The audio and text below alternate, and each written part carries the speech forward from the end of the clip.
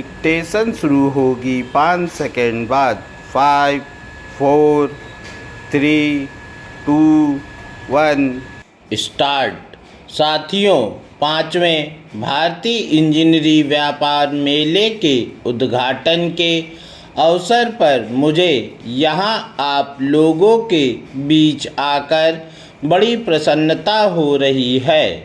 मुझे इस बात की खुशी है कि व्यापार मेलों के आयोजन का जो कार्यक्रम 1975 में शुरू हुआ था वह अब लगातार नियम पूर्वक चल रहा है।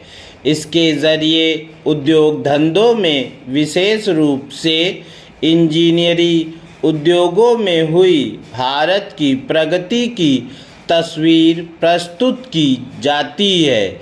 इंजीनियरिंग का उद्योग समूचे उद्योग धंधों का एक अहम हिस्सा है। जब लगभग 30 वर्ष पहले हमारे प्रथम प्रधानमंत्री पंडित जवाहरलाल नेहरू ने योजना के ज़रिए विकास की नीति को अपनाया था, तब से भारत के विकास में रिकॉर्ड प्रगति हुई है, जिस पर हमें गर्व है।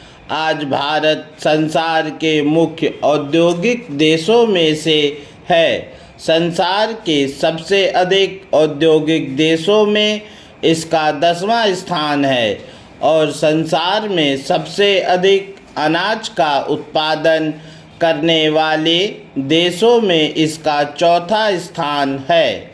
गेहूं की पैदावार में अनुसंधान के मामले में भारत अब दूसरे देशों की सहायता करता है। भारत के निर्यात माल में चमड़े और खालों से बनी चीज़ों से लेकर बिजली उत्पादन की यूनिटें तक शामिल हैं। भारत अब सूती कपड़े, जूट, चीनी, केमिकल्स, सीमेंट जैसे बड़े उद्योगों और उपभोक्ता की चीज़ें बनाने के लिए आवश्यक प्लांट और मशीनें बनाने के काम में पूरी तरह आत्मनिर्भर हो गया है। घरेलू कामों और उद्योगों में काम आने वाले बड़े बड़े बिजली के सामान अब देश में ही बनाए जाते हैं। बहुत सी मूल दवाइयाँ और भारी चीज़ें जो 15-20 साल पहले तक दूसरे देशों से मंगाई जाती थी, अब देश में ही तैयार की जाती हैं। भारत जहाज़ों के मामलों में एशिया का दूसरा सबसे बड़ा देश हो गया है।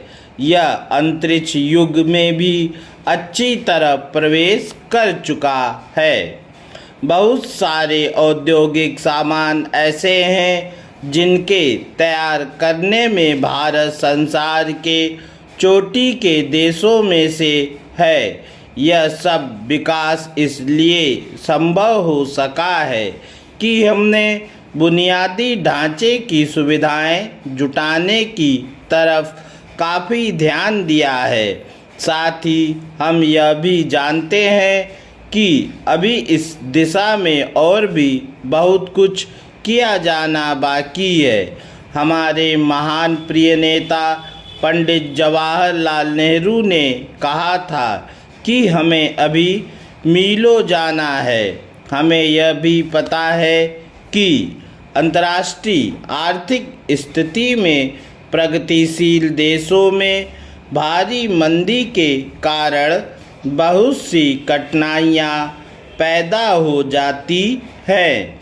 ऐसी परिस्थितियों में भारतीय उद्योगों के सामने जो चुनौती है उसका सामना करने के लिए आप सबको मिलकर और अलग अलग ढंग से भी उद्योगों के विकास की बढ़ती हुई जिम्मेदारी में हाथ बटाना होगा।